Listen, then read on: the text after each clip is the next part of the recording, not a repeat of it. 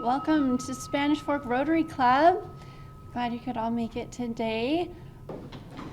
Okay, well, our speaker today is Ashley Thomas, and she's the brand new executive director at The Refuge, which is a center for domestic violence victims.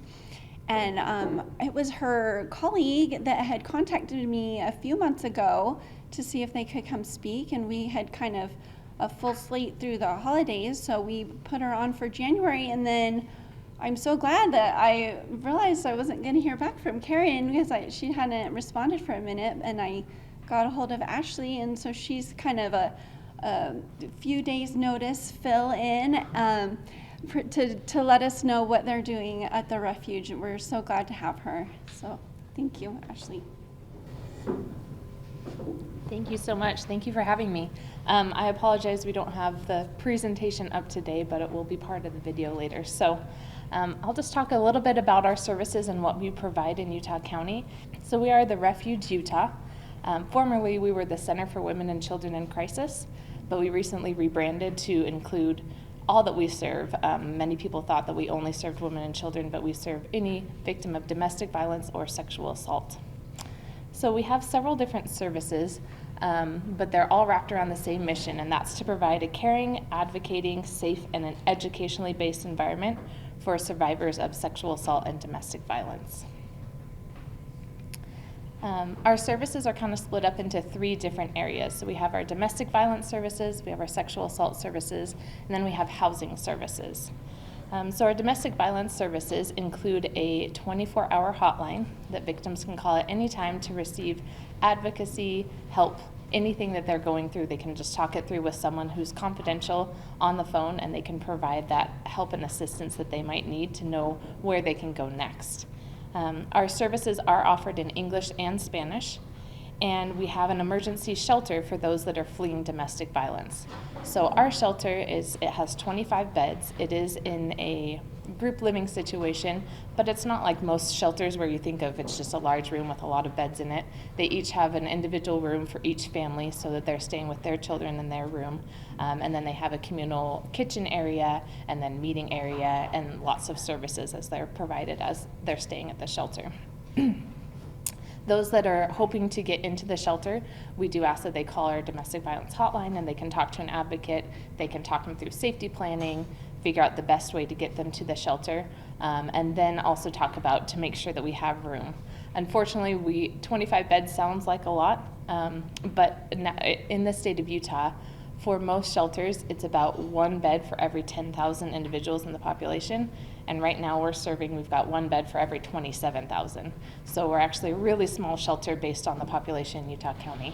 And unfortunately, since we are so small, we are often full. So we do try and find other resources for those individuals if we are full, or try and find other space for them. COVID has obviously created a new situation for us too.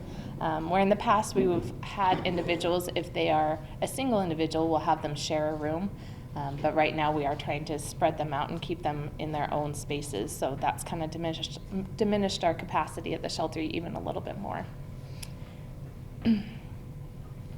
Our shelter stays are typically 30 days, but obviously we make exceptions and we base it on the individual and what their needs are. But our goal is to have them in some sort of permanent, safe housing when they exit that shelter. So sometimes that takes a little more than 30 days, sometimes that takes less, and that's great to be able to get them on their way. We provide any food, clothing, transportation while they're there, because oftentimes sometimes they're able to pack up a lot of things before they leave, and sometimes they're not. So we want to make sure that all their basic needs are taken care of. Then while they're there, they have food provided for them, and we take care of all those basic necessities. Each person that stays at the shelter is assigned a case manager, so they're able to set goals, talk about safety planning, and make sure that they are set up for success moving forward in the future. Sometimes that is help with specific housing, sometimes that's help with job placement or working on their resume, applying for jobs, things like that. And then we provide educational classes as well as children's programs. So we've got different topics. It might be parenting, it might be something about the community resources that they're looking to access. And then our children's program allows children to come over and they can get help with their homework. They can also just play with other children their own age, and they've got educationally based activities that they're always doing.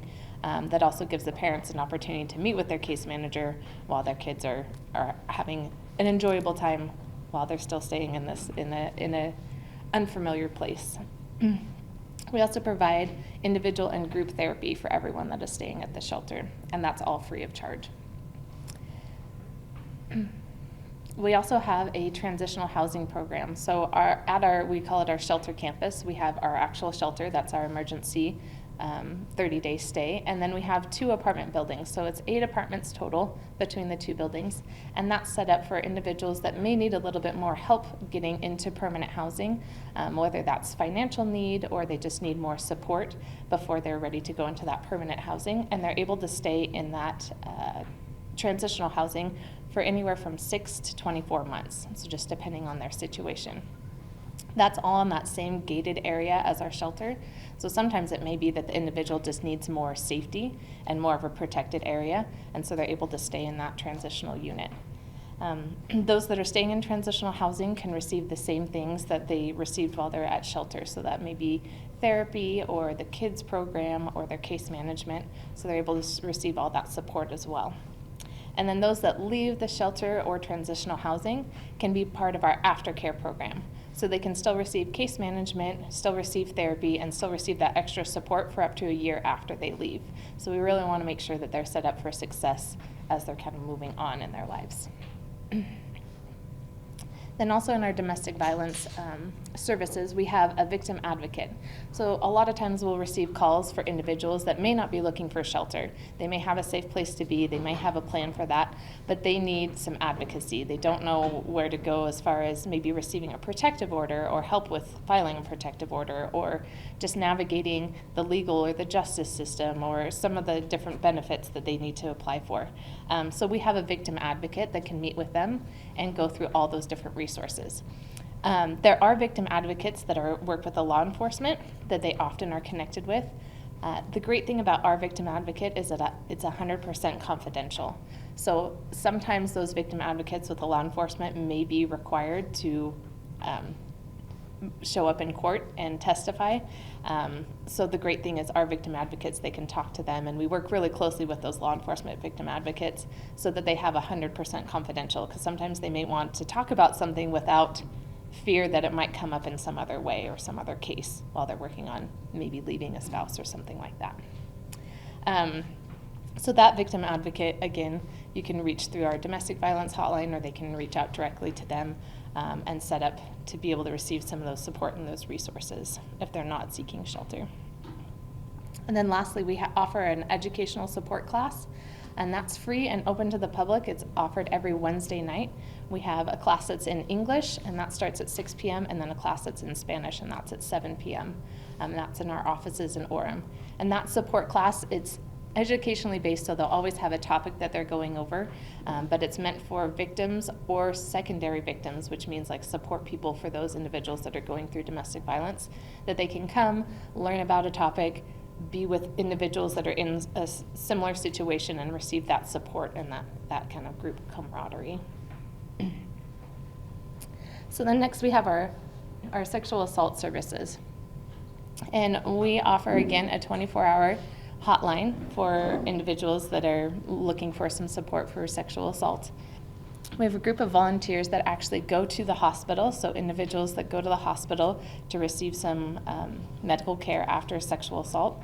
We send 2 of our volunteer advocates to go with them and be there to help them walk through the process, because it can be very overwhelming and very scary. There's a lot of paperwork.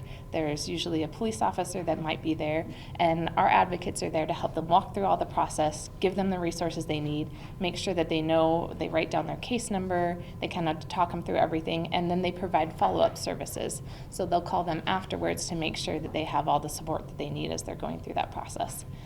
They also bring with them, because oftentimes when they're going through the process in the hospital, their clothing might be taken as evidence. They might have to be there for several hours as they go through the process, and they might need to not have eaten beforehand, but then need to eat something in order to take medication. So we actually provide clothing for them, as well as snacks and things like that, so they've got all that while they need it in the hospital. We serve all of Utah County. We also serve Juab County as well as Wasatch County, and we do have an office in Juab County that provides some therapy services for those individuals there. And then with our sexual assault services, we also provide another educational support class. And so again, in English and in Spanish, those ones are a little bit later, so it starts at 7 o'clock and 8 o'clock, because we do find that some people want to go to our domestic violence class and our sexual assault class, so then they can hit both classes in the same night. And then lastly, we offer our housing services. And our housing services, we have an outreach housing program that specifically has funds to help with immediate financial need to help them stay in or find new safe housing. So we found, especially through COVID, that a lot of individuals are a little bit nervous about going into a group home setting, right? They don't want to be in a situation where they're with a lot of other individuals that they are from other households. So we have this temporary housing funding that can help them if they have a safe place to be, but maybe they're not able to make that first month's payment, or they're risking losing their house just because they've lost income due to COVID or things like that. We're able to provide temporary financial assistance to be able to get them safe housing and be able to get them stable. Usually they're only needing 1 month or maybe just help with a deposit, because that's such a large fund if they're trying to move to safe housing, right, to come up with a deposit and a first month's and a last month's rent. So we're able to help with those, or we're able to help with a few months' rent if they're trying to just get back on their feet while they're staying in that housing. This program has really taken, it's a newer program for us. We've only had it for about 3 years, and it's taken off, and we've actually doubled the amount of individuals that we've been serving. And we've gotten an increase in funding, which has been great, which we've seen an increase just in the housing rates that are going on in Utah County. So it's great that we've been able to see that match. But we're able to see so many more individuals stay in safe housing without having to uproot their families and go into a shelter or things like that. With all those individuals, they still have access to case management. They're still able to receive other support and other case management that they need as they're going through the process. And we also work closely with the housing authorities, so we're able to connect them with Utah County or Provo housing authorities to help get them on maybe a longer term solution as far as safe and stable housing. And then for all of our programs, we have therapy that's offered that's free of charge, and it's meant to be short-term crisis therapy to kind of get them through the crisis that they're going through and then pass them on to maybe a more long-term solution for their therapy. We also offer group therapy, just depending on the situation, and again have that all free of charge for those individuals. And then lastly, the last thing that we do within our services is presentations just like this, where we go out in the community, we talk about our services, or we go out and we talk about different things to help prevent or to help individuals that might be going through domestic violence or sexual assault.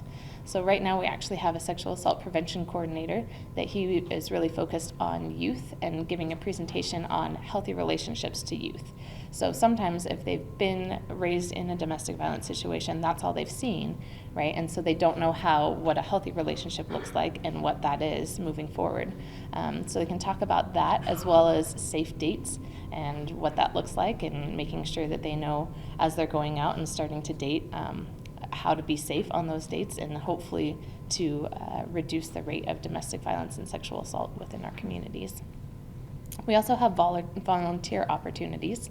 So we have volunteers that come in and work in our shelter.